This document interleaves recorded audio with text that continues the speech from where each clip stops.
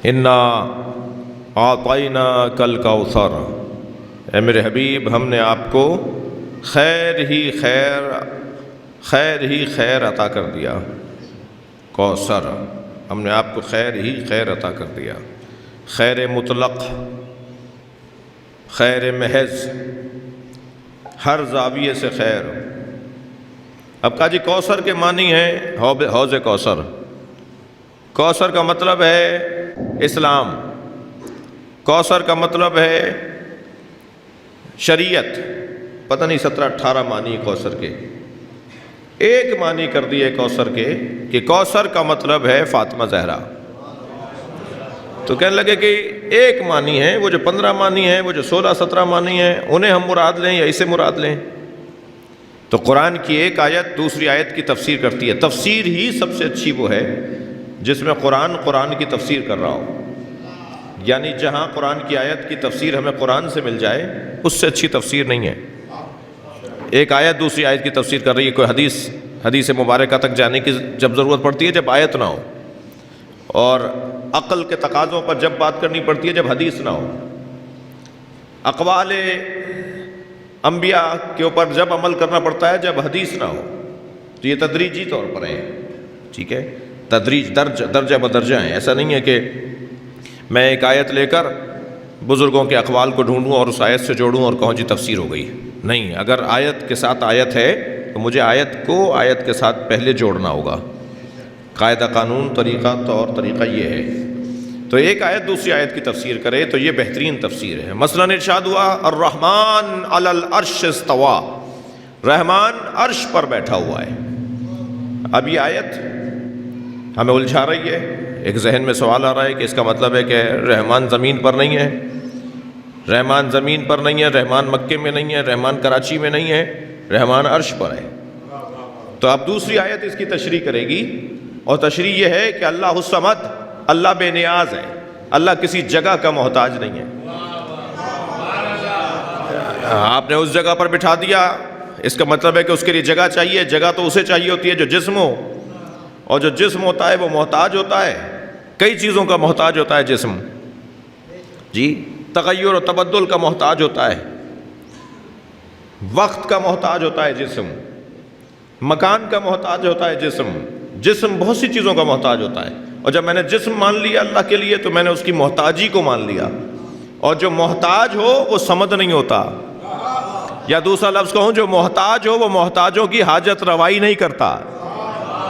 تو ماننا پڑے گا کہ ایک آیت ہمیں یوں سمجھا رہی ہے کہ وہ جو عرش ہے اس سے مراد کوئی مکان نہیں ہے، کوئی جگہ نہیں ہے، کوئی تختہ نہیں ہے، کوئی بیٹھک نہیں ہے، کوئی کرسی نہیں ہے۔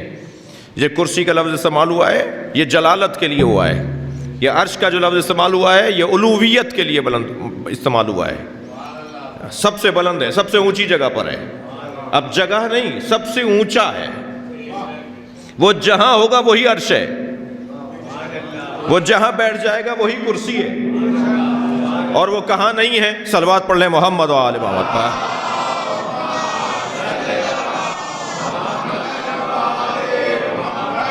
لہذا ساری کائنات، یہ تو ہمارے تصور کے لیے کائنات، ساری کائنات اس کا عرش ہے، ساری کائنات اس کی کرسی ہے۔ اب ایک آیت دوسری آیت کی تفسیر کر رہی ہے۔ مثلا قل لا اسألکم علیہ اجرا الا المودۃ فی القربى، اے میرے حبیب ان سے کہہ دو کہ میں تم سے کچھ نہیں مانگ رہا اپنی رسالت کی اجرت کے طور پر سوائے یہ کہ قربہ سے مودت کرو۔ تو اب کہا جی قربہ سے مراد فلاں ہے فلاں ہے فلاں ہے؟ تو نہیں، اسی آیت کا آخری حصہ قربہ کی تشریح کر رہا ہے، تفسیر کر رہا ہے۔ وَمَن يَقْتَرِفْ حَسَنَةً نَزِدْ لَهُ فِيهَا حُسْنًا، جس نے ایک حسنہ حاصل کر لیا ہم اس کے حسن ہی حسن میں اضافہ کریں گے۔ تو یعنی قربہ کہ جس کو پا لینا حکم الہی ہے، اس کا دوسرا نام قرآن نے رکھا ہے حسنہ۔ وہاں کہا لا اسألکم علیہ اجرا الا المودۃ فی القربى، قربہ سے مودت۔ اب قربہ کیا ہے؟ آگے چل کے اسی آیت میں کہا وَمَن يَقْتَرِفْ حَسَنَةً نَزِدْ لَهُ فِيهَا حُسْنًا، جس نے ایک حسنہ حاصل کر لیا اس کے ہم حسن میں اضافہ کریں گے۔ اور ہم صبح شام صدیوں سے ایک دعا مانگتے آ رہے ہیں، ائمہ نے ہمیں سکھائی پڑھائی، ربنا آتنا فی الدنیا حسنہ وفی الآخرۃ حسنہ وقنا عذاب النار، یا اللہ ہمیں دنیا میں بھی حسنہ عطا فرما اور آخرت میں بھی حسنہ عطا فرما۔ اور قرآن کہہ رہا ہے وَمَن يَقْتَرِفْ حَسَنَةً نَزِدْ لَهُ فِيهَا حُسْنًا، جس نے ایک حسنہ پا لیا ہم اس کے حسن میں اضافہ کریں گے۔ ہم نے جب آیت کی تفسیر حدیث میں دیکھی تو بی بی زہرا نے فرمایا میں ہی حسنہ کا لفظ ہوں جو قرآن میں آیا ہے۔ صلوات پڑھیں گے محمد و آل محمد۔